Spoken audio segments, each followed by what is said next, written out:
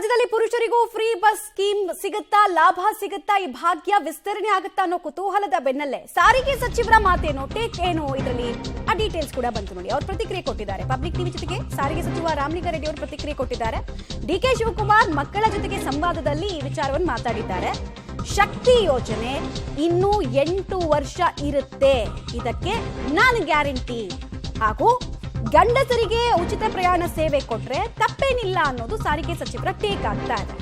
But ಇದ್ರ ಜೊತೆಗೆ ಆರ್ಥಿಕ ಪರಿಸ್ಥಿತಿಯನ್ನ ನೋಡ್ಕೊಳ್ಬೇಕಾಗತ್ತೆ. ಯೋಜನೆಯ ವ್ಯಾಪ್ತಿಯನ್ನ ವಿಸ್ತರಣೆ ಮಾಡಬೇಕಂದ್ರೆ ಆರ್ಥಿಕ ಪರಿಸ್ಥಿತಿ ನೋಡ್ಕೊಳ್ಬೇಕಾಗತ್ತೆ ಅನ್ನೋದನ್ನ ಸಾರಿಗೆ ಸಚಿವರು ಹೇಳ್ತಾ ಇದ್ದಾರೆ. ಜೊತೆಗೆ ಡಿಕೆ ಶಿವಕುಮಾರ್ ಜೊತೆಗೆ ಈ ವಿಚಾರವಾಗಿ ಮಾತಾಡ್ತೀನಿ ಅಂತ ಹುಬ್ಬಳ್ಳಿಯಲ್ಲಿ ಸಾರಿಗೆ ಸಚಿವ ರಾಮಲಿಂಗಾರೆಡ್ಡಿ ಅವರು ರಿಯಾಕ್ಷನ್ ಕೊಟ್ಟಿದ್ದಾರೆ. ಯೋಜನೆ ಗಂಡು ಮಕ್ಕಳಿಗೆ ವಿಸ್ತಾರಗೊಳ್ಳುತ್ತೆ ಅನ್ನೋ ನಿಟ್ಟಿನಲ್ಲಿ ನಿನ್ನೆ ಡಿಸಿಎಂ ಅವರು ಹೇಳಿಕೆಯನ್ನು ನೀಡಿದ್ದಾರೆ. ಬಗ್ಗೆ ಮಾತನಾಡಲು ಸಾರಿಗೆ ಸಚಿವರು ನಮ್ಮ ಜೊತೆ ಅವ್ರನ್ನ ಮಾತಾಡ್ಸೋಣ. ಪತ್ರಿಕೆಯಲ್ಲಿ ನೋಡಿದೆ, ಶಿವಕುಮಾರ್ ಅವರು ಯಾವುದೋ ಮಕ್ಕಳ ಜೊತೆ ಸಂವಾದದಲ್ಲಿ ಹೇಳಿದ್ರು. ನನಗೆ ಮಾಹಿತಿ ಇಲ್ಲ. ಹೆಣ್ಮಕ್ಳಿಗಂತೂ ಇನ್ನು 3.5 ವರ್ಷ ಮುಂದುವರಿಸ್ತೀವಿ, ಮತ್ತು ಅದಾದಮೇಲೆ ಚುನಾವಣೆ ಬರುತ್ತೆ, ನಾವೇ ಗೆಲ್ತೀವಿ. ಒಟ್ಟು ಈ 3.5 ಮುಂದಿಂದ 5 8.5 ವರ್ಷ ಇರುತ್ತೆ. 8.5 ವರ್ಷ ಇರುತ್ತೆ. ಅಲ್ಲ, ಗಂಡು ಮಕ್ಕಳಿಗೆ ಸರ್ ಬಾಲಕ ಕೇಳಿದ ಪ್ರಶ್ನೆಗೆ ಅವ್ರು ಉತ್ತರ ಕೊಟ್ಟಿರುವಂಥದ್ದು. ಸೊ ಒಂದು ವಯೋಮಾನಕ್ಕೆ ಚಿಂತನೆ ಮಾಡ್ತೀವಿ ಅಂತ ಕೊಟ್ಟರೆ ಅಂತ ತಪ್ಪು ಸರ್? ಗಂಡು ಮಕ್ಕಳಿಗೆ ಕೊಟ್ಟರೆ ತಪ್ಪೇನೂ ಇಲ್ಲ. ತಪ್ಪು ಅಂತ ಹೇಳಿದ್ನ, ತಪ್ಪೇನೂ ಇಲ್ಲ. ಆದರೆ ನಮ್ಮಲ್ಲಿ ಹಣಕಾಸು ಲಭ್ಯತೆ ನೋಡ್ಕೊಂಡು ನಾವು ಮಾಡಬೇಕಾಗತ್ತೆ. ಶಿವಕುಮಾರ್ ಅವರು ಯಾವ ಅರ್ಥದಲ್ಲಿ ಹೇಳಿದಾರೆ ಗೊತ್ತಿಲ್ಲ, ಅವ್ರ ಹತ್ರ ಮಾತಾಡ್ತೀವಿ, ಡಿಸ್ಕಷನ್ ಮಾಡ್ತೀರಿ ಸರ್? ನನಗೆ ಗೊತ್ತಿಲ್ಲ, ಕೇಳ್ಬಿಟ್ಟು. ಒಂದು ರಾಮಲಿಂಗಾರೆಡ್ಡಿ ಅವರ ಮಾತುಗಳು. ಕ್ಯಾಮ್ರಾಮನ್ ನಾರಾಯಣಗೌಡ ಜೊತೆ Sunil Patil, public TV, Hubballi. Details ಕೊಡ್ತಾರೆ. ನೇರ ಸಂಪರ್ಕದಲ್ಲಿ ಜಾಯಿನ್ ಆಗ್ತಾ ಇದ್ದಾರೆ ಸುನಿಲ್. ಸಾರಿಗೆ ಸಚಿವರಿಗಿಂತ ಮೊದಲು ಡಿಸಿಎಂ ಡಿಕೆ ಶಿವಕುಮಾರ್ ಅವರು ಸಾರಿಗೆ ಇಲಾಖೆಗೆ ಸಂಬಂಧಪಟ್ಟಂತೆ ಮಾಹಿತಿ ಹಂಚಿಕೊಳ್ತಾರೆ. ಇದನ್ನ ವಾಪಸ್ ಇವ್ರನ್ನ ಕೇಳಿದ್ರೆ ನನಗೆ ಇದ್ರ ಬಗ್ಗೆ ಗೊತ್ತಿಲ್ಲ, ನಾನು ತಿಳ್ಕೊಳ್ತೀನಿ ಅಂತ ಹೇಳ್ತಾರೆ. ಏನ್ ಅನ್ಬೇಕು ಇದಕ್ಕೆ ಅನ್ನೋದು ಕುತೂಹಲ. ಅಟ್ ದ ಸೇಮ್ ಟೈಮ್ ಒಂದು ಕೊಟ್ರೆ ತಪ್ಪೇನಿಲ್ಲ ಅನ್ನುವಂತಹ ಸ್ಟೇಟ್ಮೆಂಟ್ ಕೂಡ ಬರುತ್ತೆ. ಸೊ ಇನ್ನೂ ಕೇವಲ ಚರ್ಚೆಯ ಹಂತದಲ್ಲಿ ಅಷ್ಟೇ ಇದೆ ಅನ್ನೋದಕ್ಕೆ ಇದು ಪುಷ್ಟಿ ಕೊಡ್ತಾ ಇದೆಯಾ ಅಂತ? Yes Mamata, D K Shivakumar ಅವರು ಯಾವಾಗ ಏನ್ ಮಾತಾಡ್ತಾರೋ ಅಂತ ಒಂದಿಷ್ಟು ಕುತೂಹಲಕಾರಿ ಪ್ರಕರಣಗಳು.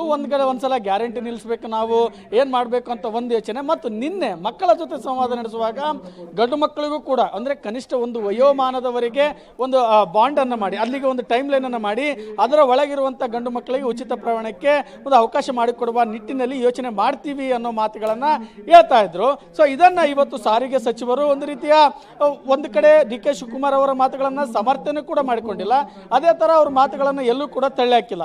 ಒಂದ್ ಕಡೆ ಹೇಳ್ತಾರೆ ಕೊಟ್ರೆ ತಪ್ಪೇನು, ಅವಕಾಶ ಕೊಟ್ರೆ ತಪ್ಪೇನು, ಆದ್ರೆ ಅದನ್ನ ಆರ್ಥಿಕ ಪರಿಸ್ಥಿತಿ, ಸದ್ಯ ಇರುವಂತಹ ಆರ್ಥಿಕ ಪರಿಸ್ಥಿತಿ ಏನಿದೆ ಮತ್ತು ಇಲಾಖೆಗೆ ಬರವಿರುವಂತಹ ಒಂದು ಆರ್ಥಿಕ ಹೊಡೆತಗಳೇನಿದಾವೆ ಅದನ್ನ ಯೋಚನೆ ಮಾಡಿಕೊಂಡು ಯೋಜನೆಯನ್ನ ವಿಸ್ತರಣೆ ಮಾಡಬಹುದು ಅಂತ ಒಂದ್ ಕಡೆ ಹೇಳ್ತಾರೆ.